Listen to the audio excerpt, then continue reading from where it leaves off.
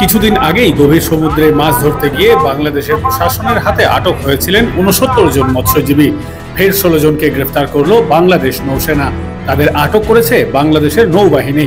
তাদের বিরুদ্ধে অভিযোগ, বাংলাদেশের আন্তর্জাতিক জলসীমা লঙ্ঘন করে মাছ ধরছিলেন তারা।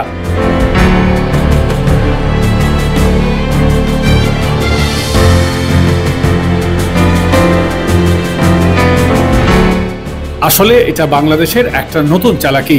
স্থল সীমানায় কাঁটাতার থাকে, জল সীমানায় সেটা থাকে না। সামুদ্রিক সীমানার ক্ষেত্রে নানা জটিলতা আছেই। টেরিটোরিয়াল সি, কন্টিজিয়াস ওয়াটার, সবশেষে এক্সক্লুসিভ ইকোনমিক জোন। কিন্তু কোনো ক্ষেত্রেই কোনো মার্কিং পয়েন্ট থাকে না।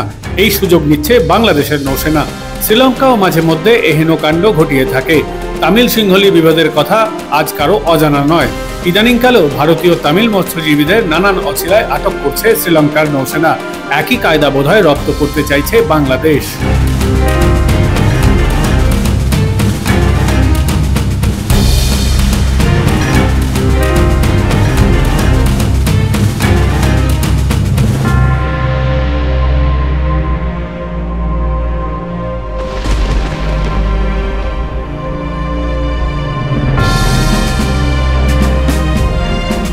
জানা গেছে, বাংলাদেশের নৌবাহিনীর একটি যুদ্ধজাহাজ গত ২২শে নভেম্বর জলপথে নজরদারির সময় একটি ভারতীয় মৎস্যজীবী ট্রলারের উপস্থিতি লক্ষ্য করে। ট্রলারে থাকা ১৬ জনকে গ্রেপ্তার করা হয়, বাজেয়াপ্ত করা হয় ট্রলারটি। স্থানীয় মৎস্যজীবী সংগঠন সূত্রে খবর, কাকদ্বীপের হারউড পয়েন্ট এলাকা থেকে এফবি ঝড় নামে একটি ট্রলার ১৫ই নভেম্বর সমুদ্রে রওনা দিয়েছিল। ১.৫ মাস আগেও সমুদ্রে মাছ ধরতে গিয়ে বাংলাদেশের উপকূলরক্ষী বাহিনীর হাতে ধরা পড়েছিলেন ৬৯ জন মৎস্যজীবী। তারা দক্ষিণ ২৪ পরগনার বিভিন্ন এলাকার বাসিন্দা। তারা এখনো বাংলাদেশের জেলে রয়েছেন। এই ঘটনায় আশঙ্কিত মৎস্যজীবী পরিবারের সদস্যরা। জানা গেছে, সাম্প্রতিককালে গ্রেফতার হওয়া ৯৫ জন মৎস্যজীবী বাংলাদেশের বিভিন্ন জেলে বন্দী আছেন। তাদের কিভাবে দেশে ফিরিয়ে আনা যায় তা খতিয়ে দেখা হচ্ছে। বিষয়টি রাজ্য সরকারকে জানানো হয়েছে, কিন্তু রাজ্যের এক্ষেত্রে কেন্দ্রের মুখাপেক্ষী হয়ে থাকা ছাড়া আর কিছুই করণীয় নেই।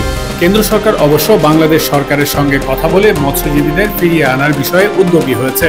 তবে বাংলাদেশের এই নয়া পন্থায় দুই দেশের কূটনৈতিক সম্পর্ক আরও তলানিতে যাবে বলা বাহুল্য।